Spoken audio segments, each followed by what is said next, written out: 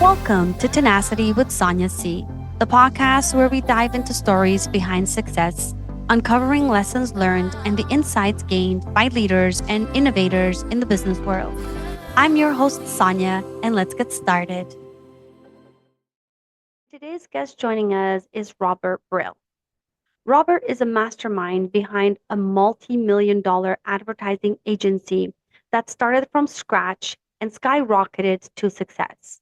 Robert's journey from employee to entrepreneur, his innovative use of digital marketing, and his insights into the future of advertising have made him a leading figure in the industry. Join us as we uncover the strategies, risks, and relentless pursuit of excellence that define a true entrepreneur. Whether you're dreaming of starting your own business or looking for ways to elevate your current venture, Robert's story is packed with invaluable lessons and actionable advice. Let's get started. Hi, Robert. Welcome to the show. Thanks for having me, Sonia. How are you today? I'm feeling good. I'm feeling good. I'm glad it's another Monday and ready to go. Awesome. So let's dive right in. I have put together a whole bunch of different questions for you, so hopefully we can get through them all. Um, Before we get there, can you tell us a little bit about yourself? Yeah, I've spent 20 years in advertising. I'm married, I have a 5-year-old little boy named Henry, and I'm a fan of the Dodgers and Inter Miami football, soccer. Nice, nice. I like soccer as well. That's my favorite sport. Yeah, what's your team? Well, I'm Portuguese, so I like Portugal. Ah, nice, nice. Okay, so people dream about starting their own business. What inspired you to take that leap? It's more of a breakdown of the various perspectives that I thought were true about the world. I thought having a full-time job was not so risky. Mm, But after the company I worked for went bankrupt, I was like, oh, this is quite risky. And I noticed as you start to make more money and you have more senior titles, you're one of the first people to get cut when it's time for cost savings. mm, Um, that company that I worked for, I had a great deal of cachet within the organization, and I didn't think I would be able to build up that cachet again at another org, or I didn't want to go through the trouble of dealing with all the newness again. So I thought, okay, if I'm going to start something new, uh, I'm going to do it for myself instead of for someone else this time. And that was in 2013. okay. So you starting from $0 and Yeah. growing to a multi-million dollar agency is no small feat. Can you share your first crucial steps to bootstrapping your business and how you maintain momentum in those early days? Yeah. So um, don't do what I did. What I did is I started one business entity, but Mhm. I started like 4 or 5 different business models.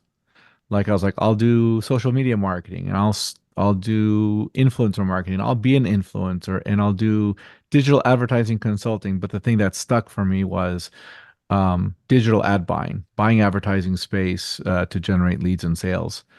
And that process took a few years because I was kind of like very split up between a lot of different types of things. And so don't do that. What I Mhm. think I settled on, which is the ad buying component, is something that was in my zone of genius. It's what I had been doing for 10 years already. So I felt very comfortable starting that. So that was my big competitive advantage. So that's a big part of the lesson there is don't start 4 companies, start one. Good to know. Um, Throughout your journey, you've undoubtedly faced risks and setbacks. Can you talk about one that stands out and how it shaped the future and direction of your agency? Absolutely. This was a seminal moment for our business. Over one summer, we tripled our staff and no one was happy. I wasn't happy because I was doing more work, which didn't make sense to me at the time. We hired more people. Why am I doing more work? Um, the people who I had hired weren't happy. Um, and our clients were starting to rumble about their dissatisfaction. What I've learned after about 6 months was that we needed standard operating procedure. And that standard operating procedure is a clear set of systems and processes that our team members can take so that they know when their jobs start and end and Mm-hmm. when it's time to pass on their responsibility to the next person. And through that, we've had people stay with us for many years, internal employees. They do really good work. The work gets better. The clients come back with more revenue, more opportunities. We hire more people. I don't have to train anyone, and our business continues to grow. So the opportunity here is like, I thought you just hire smart people and they figure it out, but that's clearly not the case. It was like this standard operating procedure thing was nowhere on my radar. Like no one had ever talked to me about it. I didn't read about it. It was just knocked me out when I realized what it was. Yeah. But that's been a clearing for growth in our business and fundamentally shapes how we operate today.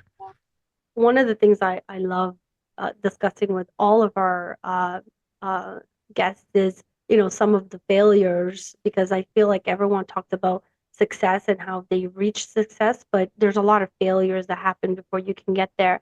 And the one that you just mentioned is a really good example because, um, one of the signs that your business is doing well is when you start hiring, right? Yeah. But a lot of companies, um, don't are not prepared for scaling the workforce. They're prepared to scale the business, but not to bring on a lot of people at once. So, what were some of the things that you did when you were in that space and you're like, oh crap, like we don't know what we're doing. We've hired. Was it because you hired too fast? You didn't have all those procedures. How did you overcome that? Yeah. So for the first thing is I should have hired earlier, but Okay. I rushed the hire. So I'm really risk averse when it comes to my business. My wife is actually far more risk tolerant than I am, so she helps me make good decisions. Anyway, but so I should have hired earlier. That was one thing. And the second thing is I didn't I just like people are just kind of off doing their own thing. Like that's the biggest problem. Like I hired really smart people, like senior people who people I had worked with in the past, and the most senior person I hired quit after 6 months. And I was really disappointed in that because I felt like she could have done an excellent job here. But anyway, so it, the solution was simply a recognition that I've got to get everything out of my brain and Mm. into writing, and that's really a big part of it. Like nothing, like so today, when the way we operate right now, like anything that lives in my brain, I need to get it out on paper. Like, for example, we hired an SEO person in-house, and I'd been doing SEO for 3 months just to get the process down. And now I have someone, and they have an exact set of prescribed actions they need to take every single day to grow their business. Now we Yeah. hired a good person. He doesn't require a ton of management. He's doing good work, but fundamentally, I gave him a formula to follow every day. Now, I don't have to be, and I don't want to be the person who's providing the formula to our entire team, but fundamentally, every action that I touch in the business, I need to formulate a plan to get out of that plan, that action. Yeah. So it's been multiple years now that I haven't done any account management, I haven't done any ad buying, I haven't done any reporting. So, and though I consider those wins, like that's how you Mhm. scale a business.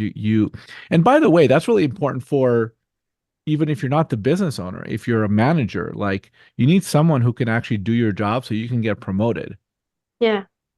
So there's always this, I think there's no matter what level of business you're in, um, there's a constant need to train the next person to take your job. You should always be looking to put yourself out Mm. of out of work essentially so that you can take on bigger responsibilities. Yeah, I like that. I mean, like you don't hire people to micromanage them, right? So you want people to, and at first they need to be ramped up on what they're going to be doing, but eventually you want them to, obviously you hire them because they have a specific skill that maybe you don't have, or they have the same skill as you, but they're better at it. So you want to hire people that are going to come in and do what you've done, but do it even better, right? They don't even have to be better at it. They could be good at it. Like Yeah. when I started, my business, I knew how to do everything I do in the business. I knew Mhm. 100% of how to do the business. But one of me is not comparable to 10 ad buyers. Like you Yeah. can just get more work done with 10 ad buyers. But none of them are going to be as good as me when they start. Now, they'll be a lot better than me after a year because when I start not doing the work and things evolve in the business, that's when I start to fall behind. Mm. But I never expect anyone to be like even the best manager. I wouldn't expect the best manager to be able to hire someone as good as them Mm. because the best manager has been spending a few years in the weeds on our business and understands how our business works. Someone Right. fresh off the street who's worked at another agency, I found over my career every business is fundamentally different, even if it's just in small, minute ways. And Mm. so I think it takes time for individuals to acclimate to the culture and the climate of how a business operates. Like I worked, so one agency I worked with, so two agencies I worked with back to back many years ago, both on movie studio business, like Sony Pictures and Disney Pictures. Dramatically, you would think they're the exact same business because they're the exact same product. Yeah. It's like working for a cherry picking company and Apple computers, like just dramatically different in the same exact industry doing the same exact work. It was fascinating to me. Yeah. That makes sense. So you mentioned how standard operating procedures were a game changer for your agency. Can you explain the process of developing these and how entrepreneurs can start implementing them in their business to facilitate growth? Yeah, so the a former coworker had that so a person I'd worked with in the past, I reached out to him, I was like, "Hey, what's going like do you have any advice for me? Like, what am I doing here wrong?" He's like, "Okay, you need standard operating procedure. No one knows what their responsibilities are." So we hired him. We all did an offsite in Vegas, and we sat down at the pool, at the Eataly, at Park MGM over coffee and stuff, and we're like, tell me the exact things that need to happen, like launch process. When you launch a campaign, we're rechecking pixels, we're checking pacing, all the things that you need to do. Tell me everything that you would do, Robert, when Mm. you launch a campaign. Right. And I would give him the top line bullets. There's five things you need to do because in the past, we've noticed this problem, so we need to like check that this problem doesn't happen again. So then he goes in and fills in the details. He's like, okay, if I want to check pixels again, once the advertising campaign started, what does that mean to check the pixels? And I say, okay, well, you need to make sure the currency variables are firing and that you're actually getting the thing that all the intricacies of that. So you start with broad Hmm. campaign pacing check or launch week checklist. Five broad things. Check pixels. What does it mean to check pixels? I'm going to do these 10 other steps to check pixels. And when those steps are done, then we can say that the pixels are firing correctly and we're not going to have any concern with the pixels. Hmm. Okay, what does it mean to check pacing? Okay, so here's the math on checking pacing. There's like 10 other things you need to do for checking pacing. So you just basically start with broad ideas and you go deeper and deeper and deeper into them until you have a set of actions that anyone in the business should be able to do if they have the proper understanding. So like, you know, I don't if you've never touched pixels, then it might be difficult for you to understand the intricacies of it, but Hmm. you can at least take the steps that are written down and come up with a good result. Right. And that's what we're looking to do. So I advise whether you're just starting out or you've been in the business 10, 20, 30 years, there's always room for improvement on SOPs, I suspect. And we're Right. going through another round of that right now where we're documenting. So the next, so that was a few years ago. What we're doing now is we're documenting our value engines. That's kind of like how we're describing it. So the value engine is how you grow the business, how you fulfill on the work, and probably billing would be another value engine, how you ensure that you're invoicing for the right amount, whatever the case is. So we diagram every step of the growth process from post a piece of content to SEO for on our website for SEO. We run an ad, whatever it is. It goes into HubSpot. We have a sales call, all the things that happen. And each one of those, the big steps that are relevant there, they all get an SOP. So what does it mean to run ads? Okay, well, you target this audience and run on these platforms and iterate on the messaging in the following way. What does it mean to have a sales call? Here's the 7 things you've got to ask on a sales call and the 10 things you've got to say on a sales call because I don't want to be doing sales calls. Mhm. Like the goal for my business is to get me out of any, I can be on an island for 6 months out of the year incommunicado and the business operates really well without me. Right. Okay, I like that. So let's shift over to marketing a little bit. In your career, you've seen a shift in how companies use digital channels to grow. Yeah. A significant challenge in many businesses is finding their product market fit, Yes. especially when advertising on platforms like Meta. What should a company be doing to find the right market fit for their product at early stages? 100%. I literally just recorded, I'm developing a course to help entrepreneurs understand this process, really under the guise of um, starting an agency, but the application is good if you're starting a restaurant or you're starting a software company. It's all the same business fundamentals. The first thing I'll tell you is that, and that's an apropos comment there, we're a boring advertising agency. All we do is the fundamentals, and we just do it really well. Like Hmm. there's other individuals who are focused on like growth hacking, like how you can get sub a penny cost per impression, cost per thousand impressions on X.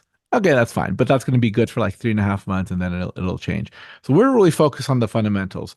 So here are the business fundamentals around identifying product market fit.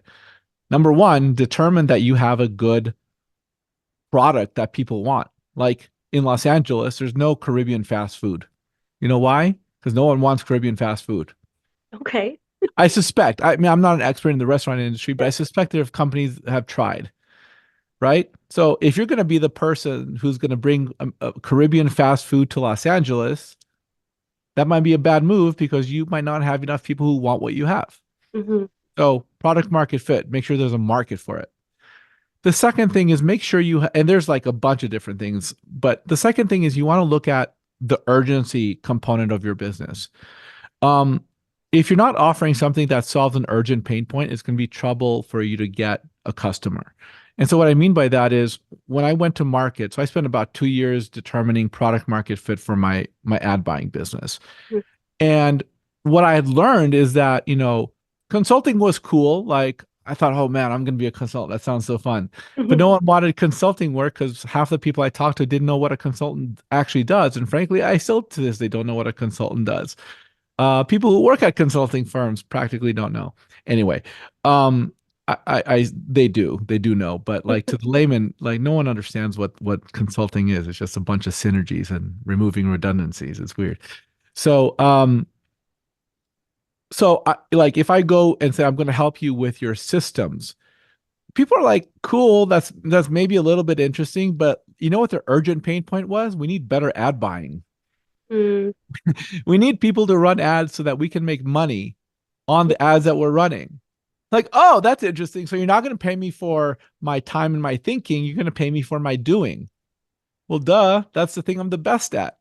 So I found that the urgent pain point for our clients was let's do ad buying because they understand how to sell that. Their clients, we typically work with agencies, really ambitious agencies that want to grow and scale. Hmm. So I was like, all right, cool. You don't want to pay me for my thinking. You want to pay me for my doing. Okay, so let's do that. So that's another element of um, product market fit. The last thing I'll say on product market fit is understanding the ideal customer profile. So you never hear Tiffany, Gucci, Louis Vuitton talking about 10 or 20% off. Right. I presume you don't. I don't pay attention to those brands, but right, you never Correct. really do, Yeah. right? Um, why? Because they understand their customer. It's a feature, not a bug, to be able to pay an exorbitant cost for a brand. Mm. That's like half the benefit. So like if you don't understand who your ideal customer is and what their motivations are, if you're Gucci, you're gonna if you don't understand, you're gonna say, I'm gonna offer 10 or 20% off. It immediately devalues the brand and fundamentally changes why people will buy or won't buy from your business. So you've really got to understand, you've got to hone in on your ideal customer profile so that you can understand the transformative value you bring to them, which then helps you communicate effectively to them. Hmm. In practice, what does finding product market fit mean? It means if you're B2B, talking to a ton of people at networking, at conferences, at meetups, at wherever you can talk to people, determine the language you need to use to inspire them or compel them to spend money with you, or at least take a meeting with you. That's what I did for a few years. And then, post on social media and understand which of your videos or your social posts are more get higher engagement than other posts get.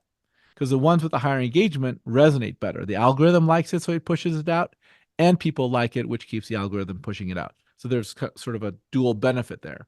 Hmm. So you really the aggregate of product market fit is you know what to say and how to say it, and you're priced in the best possible way so that people spend money with you. And you'll Yeah, know you have product market fit when people are spending money with you.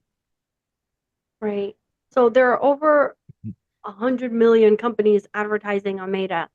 Um, and 62% of them failed because they don't know how to advertise effectively.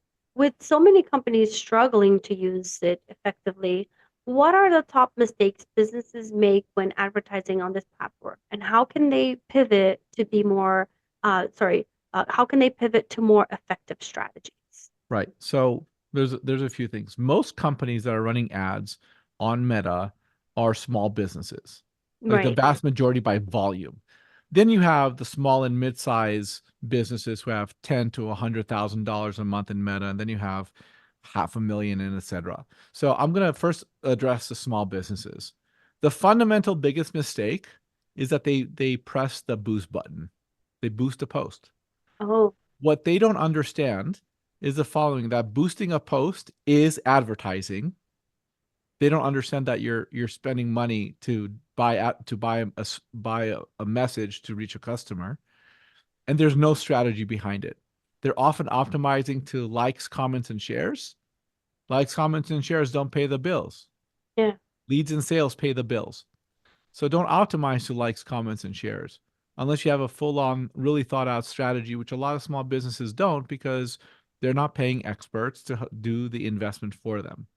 So the first way to solve it is stop boosting a post. If you're spending $500 a month on boosted posts, go back, go into the back end of Meta, go to business.facebook.com, set up a business manager account, and run ads with a strategy.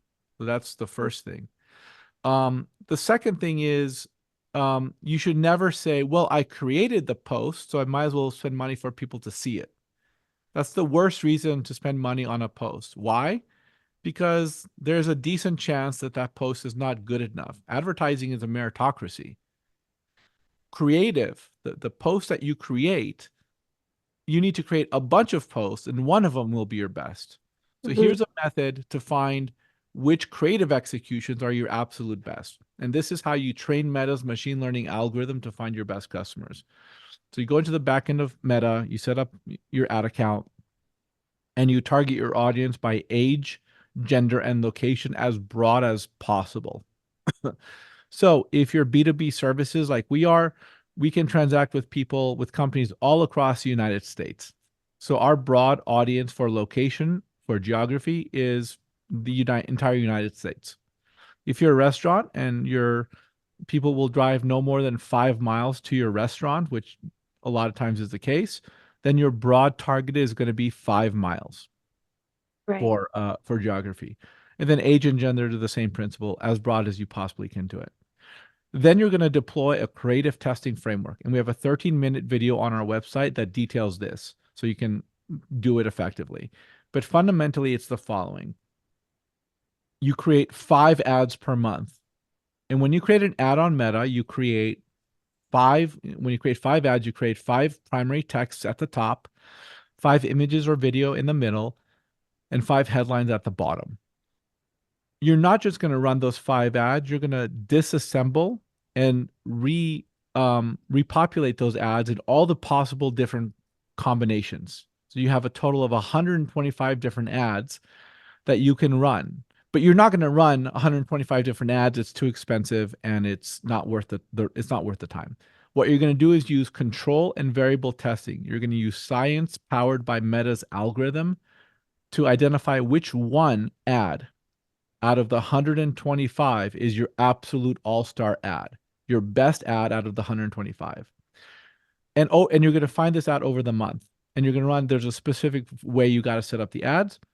And then you do that. And then you repeat this cycle monthly by just creating those 5 initial ads and then disassembling them and doing the control and variable test.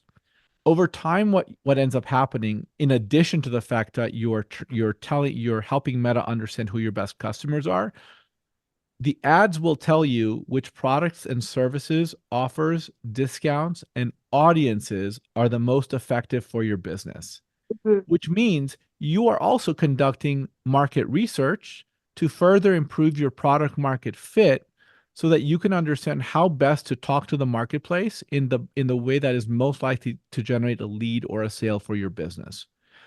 This is dramatically easier than the old way of running Meta ads, which is constantly testing new targeting audiences and running the same ads, but like dozens and dozens of targeting audiences.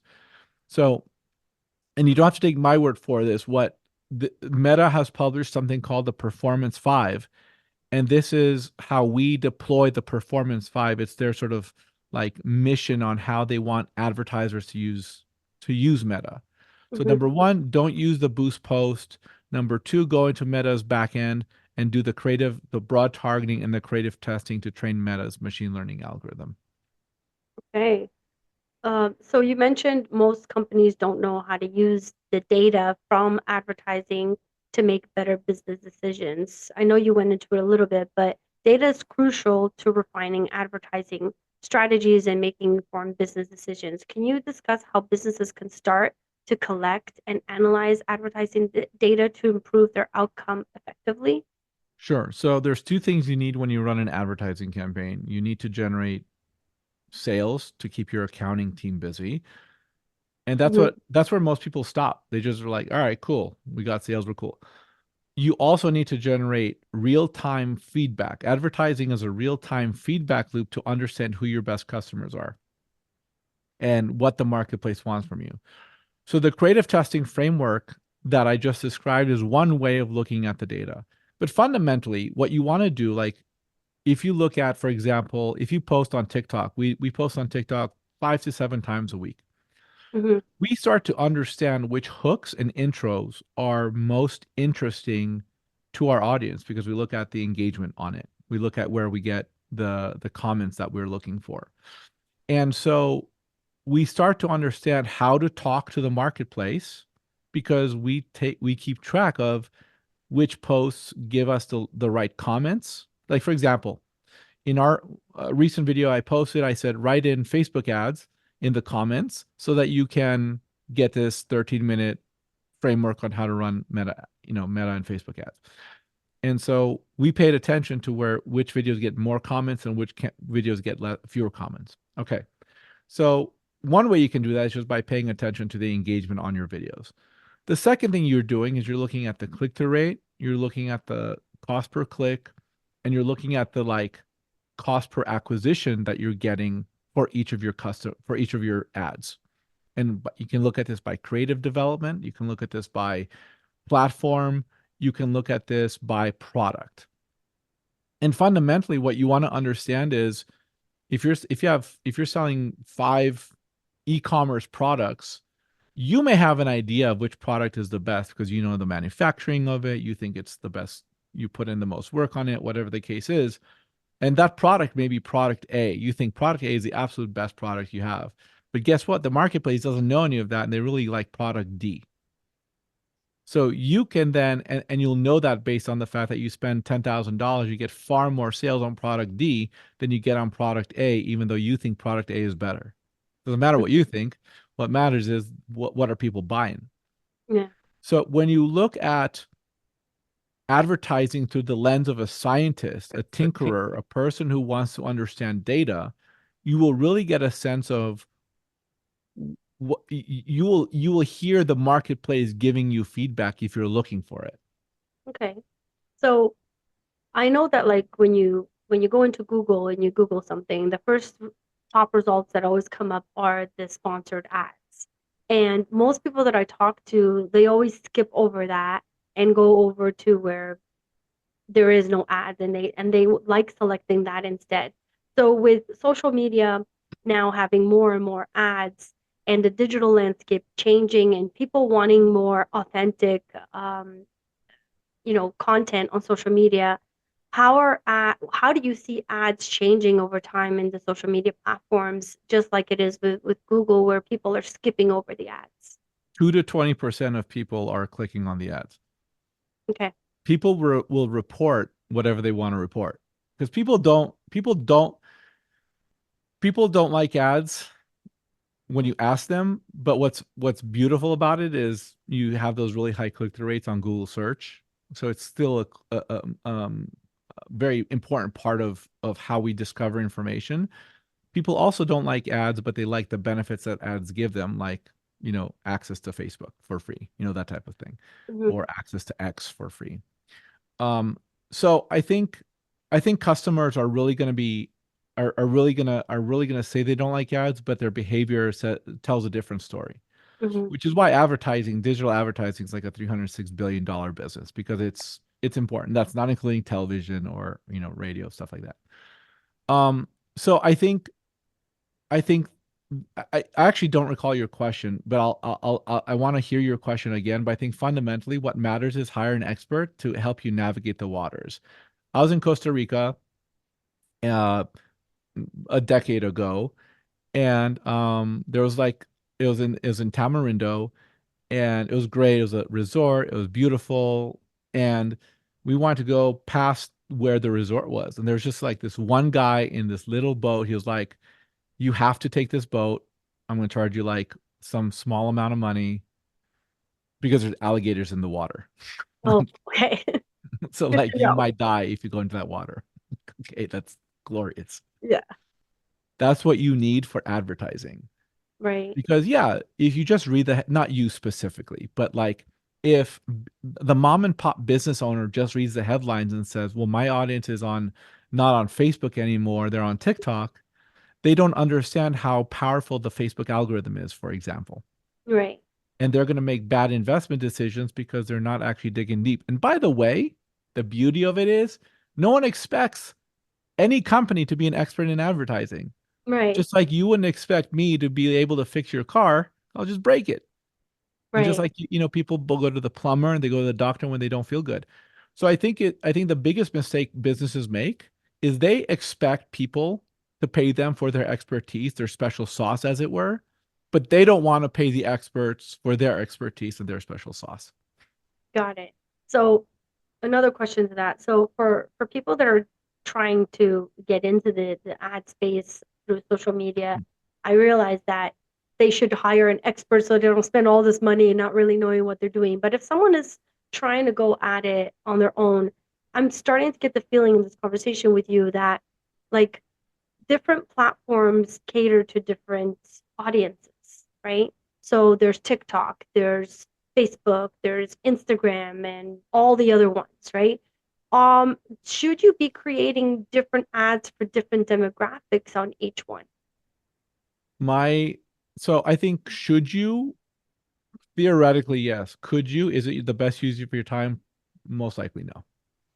So here's what I mean by that, right? Like part of the part of the challenge with like anything is that you a lack of resources. I don't care if you're Hershey's or Apple. Mm, You don't have enough money to do everything you want to do. If you recall, just recently Apple shut down their many billions of dollars of research into creating an autonomous car.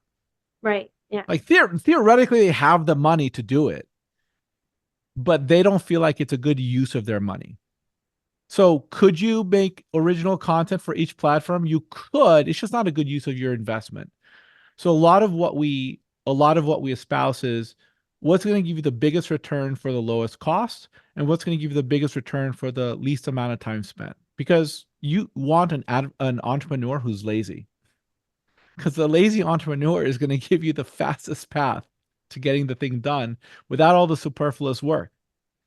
So Okay. what we typically do for a creative is most most of our clients' customers are on Meta. And so we'll start with the Meta creative testing framework. And we'll take the learnings from Meta and we'll put it into Google ads, LinkedIn ads, X, Reddit, whatever the case is. We'll learn first and then amplify the learnings across channels. Okay. Okay, that's good advice. So we're coming up on time, but I do want to, you know, get into one last question. Measuring the success of advertising campaigns is vital to any business. What key metrics should businesses focus on to gauge the effectiveness of their digital marketing efforts, and how can they adjust their strategies based on the metrics for better results? Look at source of truth sales. Okay, Source of truth sales is like, is your accounting team busy? so conversions. Like sales.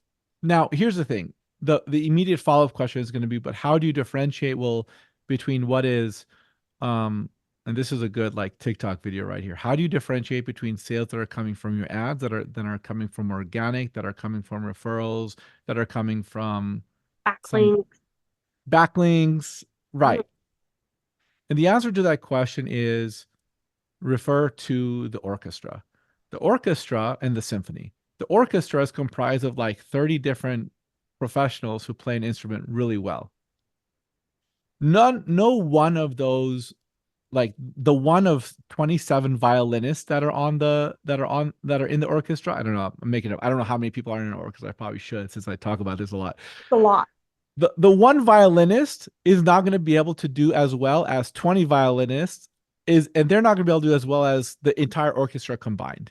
Mhm. So your marketing and advertising, your general growth engine is the symphony, is the output of a lot of different things working together. So here's an example of that. You run ads on Hulu, connected television video ads, 15 or 30 seconds. You're not going to get a lot of sales out of that directly.